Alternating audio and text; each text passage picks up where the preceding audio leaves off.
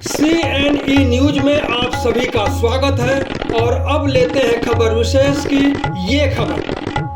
चंडीगढ़ में ease of living को लेकर बड़ा बदलाव हुआ है। केंद्र सरकार ने शहर में 5 नए कानून लागू कर दिए हैं, जिनके बाद रेंट, प्रॉपर्टी और अन्य संबंधित नियमों में अहम परिवर्तन किए गए हैं। इसके साथ ही 77 साल पुराना east Punjab urban rent restriction act 1949 खत्म हो गया है। नए प्रावधानों के तहत अब किराए की व्यवस्था को अधिक पारदर्शी और व्यवस्थित बनाने पर जोर दिया गया है। मकान मालिक और किराएदार के अधिकारों तथा जिम्मेदारियों को स्पष्ट किया गया है। नए नियमों में लिखित रेंट एग्रीमेंट, रजिस्ट्रेशन, सुरक्षा जमा राशि की सीमा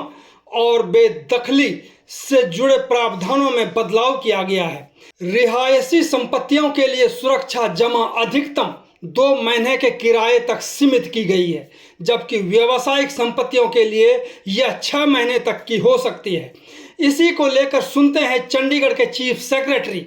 एच राजेश प्रसाद ने पत्रकारों से बातचीत करते हुए क्या कहा। इस पूरी खबर को अंत तक देखें ताकि आप समझ सकेंगे कि चंडीगढ़ में क्या व्यवस्था लागू है। आप परेशान होंगे या इससे आपको आसानी होगी, तो देखते हैं इस पूरी रिपोर्ट को। एक ना रीजनेबल रेंटल भी वो एस्टैब्लिश होगा इस मैकेनिज्म के द्वारा। So this is the purpose of the rent control act. उसके साथ ही दूसरा एक्ट जो हमने यहाँ एक्सटेंड किया, इस ऑलरेडी एग्जिस्टिंग एक्ट, पंजाब में स्टेट में एग्जिस्टिंग एक्ट है। आबादी देह जो लैंड हैं वहाँ आज के दिन चंडीगढ़ में जो विलेजेस हैं वहाँ की जो आबादी देह लैंड में एक कॉमन खसरे नंबर होते हैं। किसी का भी इंडिविजुअल ओनरशिप का कोई लैंड रिकॉर्ड नहीं होता है। अगर बीच में कोई किसी आपस में डिस्प्यूट हो या कोई मॉर्गेज करके उसमें कोई लोन रेज करना, हाउसिंग कंस्ट्रक्शन करने के लिए या अन्य कोई पर्पस के लिए प्रॉपर्टी को मॉर्गेज करना हो, या वहाँ कोई भी सर्वे अभी तक हुआ नहीं है, किसकी प्रॉपर्टी क्या है कुछ पता नहीं लगता है, तो उस दिशा में पंजाब का जो आबादी देह का लैंड का जो एक्ट हैं उसको हम एक्सटेंड करें। 2012 का एक्ट है विद माइनर मॉडिफिकेशन करके, सो दैट चंडीगढ़ की जो आबादी देह लैंड में लोगों को प्रॉपर्टी की अपने रिकॉर्ड ऑफ राइट्स मिलें, प्रॉपर सर्वे करके अपने पोजीशन के हिसाब से, अपने मालकियत के हिसाब से। उसके बाद उनको प्रॉपर अर्बन प्लानिंग में भी मदद करेगा, हाउसिंग जो बिल्डिंग प्लान सैंक्शन करने भी मदद करेगा, प्रॉपर्टी डिमार्केट भी हो जाएगी, सर्वे भी हो जाएगी। It is a win win situation for the local आबादी देह एरिया में जो लोग हैं उनके लिए एक अच्छी सुविधा उसमें मिल जाएगी। डिस्प्यूट रेजोल्यूशन भी हो जाएगा, डिस्प्यूट भी कम हो जाएंगे। सो ये हमने एक्सटेंड किया। और तीसरा, हरियाणा जो गवर्नमेंट ने जो पास किया था fire and emergency services act, उसको हमने चंडीगढ़ में लागू करने के लिए इसको नोटिफाई किया है with minor modification with certain additions also appropriately Chandigarh का जो सिचुएशन को मद्देनजर रखते हुए। ये भी एक जो भारत सरकार के जो डीरेगुलेशन के जो आजकल जो प्रोग्राम चल रहा है उसके अंतर्गत कहीं क्षेत्र में ease of living, ease of doing business, सभी एक रिफॉर्म्स चल रहे हैं। रिफॉर्म्स के अंतर्गत जो आउटडेटेड फायर एक्ट्स हैं जिसमें काफ़ी जो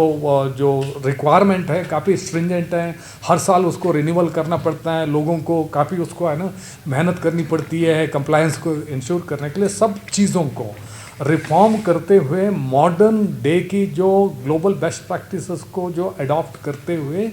not just on the height basis but also risk based assessment के बेसिस में simple ease of doing business, उसके अंतर्गत सिंपल रजिस्ट्रेशन करना, वन टाइम रजिस्ट्रेशन करना, 5 साल तक वैलिडिटी रहेगी। और उसके साथ ही जो रिक्वायरमेंट है उसको जो बेस्ट फायर प्रैक्टिसेस हो to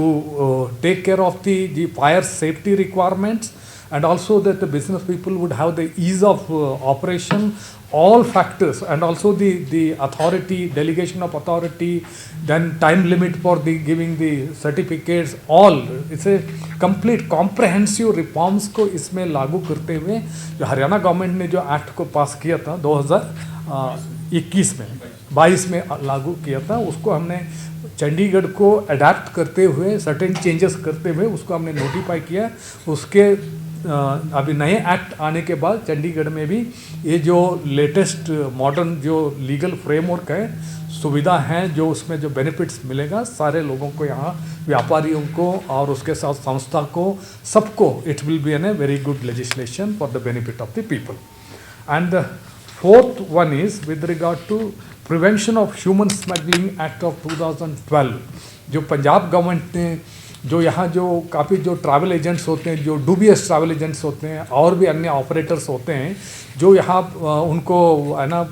काफ़ी मिसगाइड करके चीट करते हैं, जो इमिग्रेशन का स्कैंडल चलता, आप लोग वाकिफ है इसमें, क्योंकि चंडीगढ़ में ये कानून एक्सटेंड नहीं हुआ था, यहाँ कानून की वाइड थी, उस वजह से जो पंजाब में जो कारोबार करते थे, ऐसे जो काला धंधा करते थे ये लोग, यहाँ उन्होंने अपने बेस को शिफ्ट कर दिया कंसील्ड वे में, तो यहाँ एक सबसे बड़ी चैलेंज के रूप में ना वहाँ उभर गया था. तो उसको मद्देनज़र रखते थे यहाँ इनको जो भी ट्रैवल एजेंट है इस एक्ट के अंतर्गत उनको पहले रजिस्ट्रेशन करना पड़ेगा, लाइसेंस लेना पड़ेगा, अपने सारा डिटेल्स को पहले रजिस्टर करना पड़ेगा,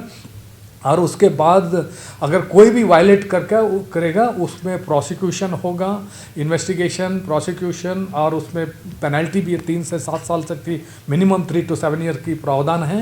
एंड ऑल्सो जो अथॉरिटीज़ है उसमें डिस्ट्रिक्ट मैजिस्ट्रेट और police authorities are empowered to give the conduct searches and seizures and also attach the properties and also give the directions and also conduct inspection, सारे powers दिए गए, क्योंकि मकसद यही है कि ट्रैवल एजेंट्स और अन्य कोई भी उसमें जो दूसरे जो उनके जो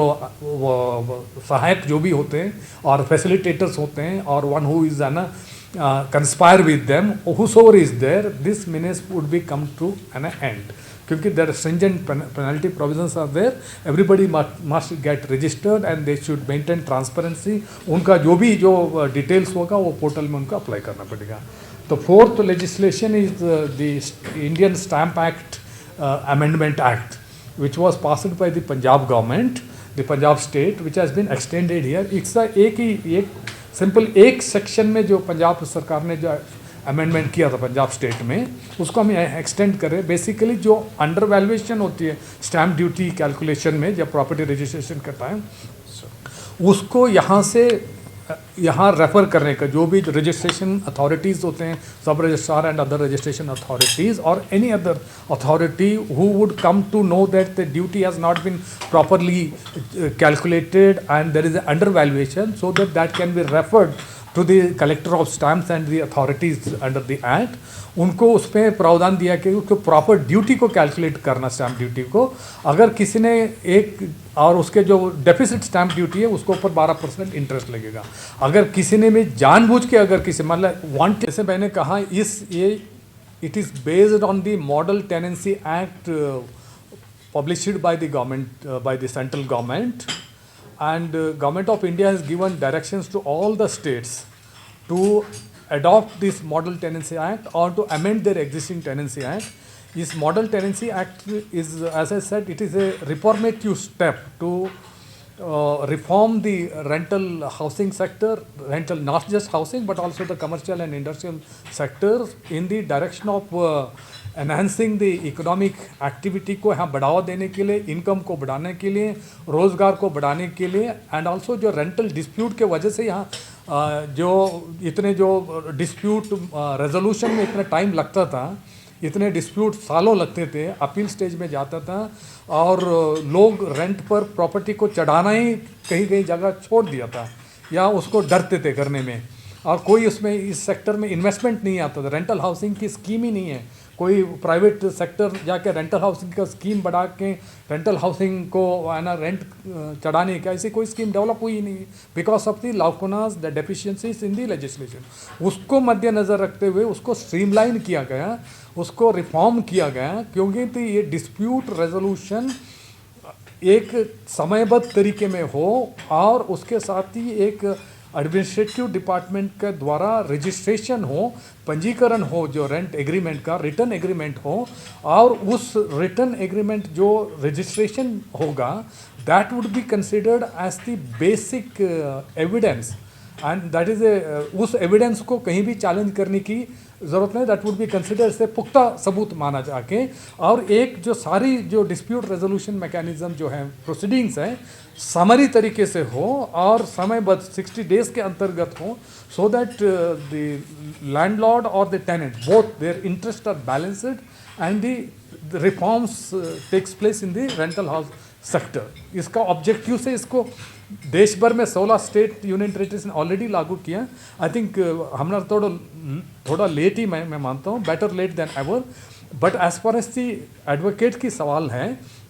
जो रेंट अथॉरिटी हो या रेंट कोर्ट हो, रेंट ट्राइब्यूनल में advocates are permitted to appear. Proceeding summary है, that is in the best interest of the public at large. So advocates are very much entitled to appear and practice as done earlier, and it is in the interest of the society at large. In everyone's interest, it's a win-win situation for all, including advocates. So I don't think that they would have any objection in this. CNE news के साथ बने रहने के लिए आप सभी का बहुत बहुत धन्यवाद।